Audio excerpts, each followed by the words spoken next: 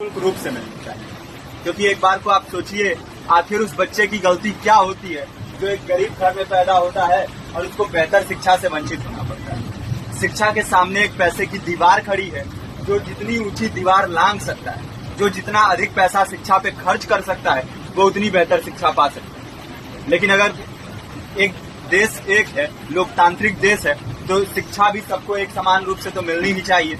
आज परिस्थिति ये है कि एक तरफ तो प्राइवेट स्कूल हैं जो लूट के अड्डे बने हुए हैं, वहां पे आप एडमिशन कराने जाएंगे तो सिर्फ एडमिशन के नाम पे ही आपको 10,000 20,000 रुपए देना होगा। और कमीशन खोरी का ऐसा धंधा है कि कॉपी, किताब, टाई, बेल्ट, ड्रेस, जूता कहाँ से खरीदना है ये आप नहीं तय करेंगे वो प्राइवेट स्कूल वाले। यानी आम लोगों की मेहनत की आखिरी कौड़ी उनके जेब से वसूल लेना चाहते हैं। और दूसरी तरफ सरकारी स्कूलों में न तो पर्याप्त टीचर है, न पर्याप्त बिल्डिंगें।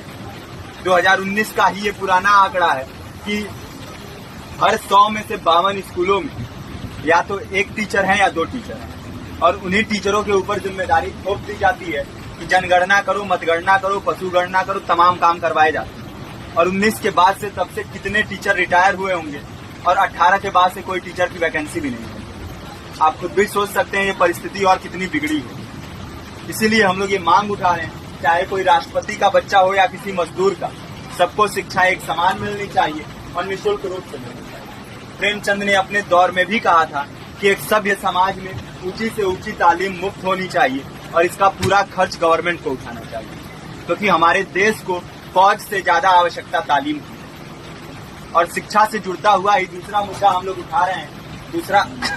दूसरा मुद्दा है रोजगार का। रोजगार की परिस्थिति ये है कि आज सरकारी सेक्टर हो या प्राइवेट, सब कुछ ठेका संविदा के हवाले किया जा रहा है।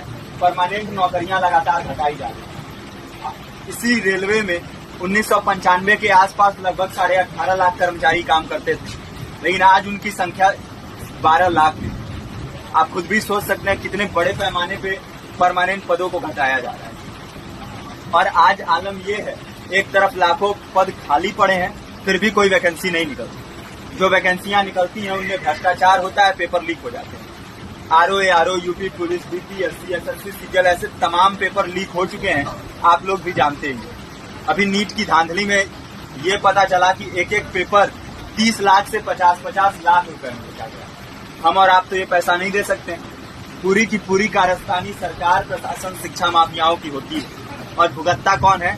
आम घरों के लोग, जो लोग सालों साल तैयारी करते हैं, दिन भर में 10-10 घंटे, 12-12 घंटे पढ़ते हैं। और इतनी कड़ी मेहनत के बाद, सालों साल की मेहनत के बाद उनके हाथ लगती है तो सिर्फ हताशा, निराशा, अवसाद।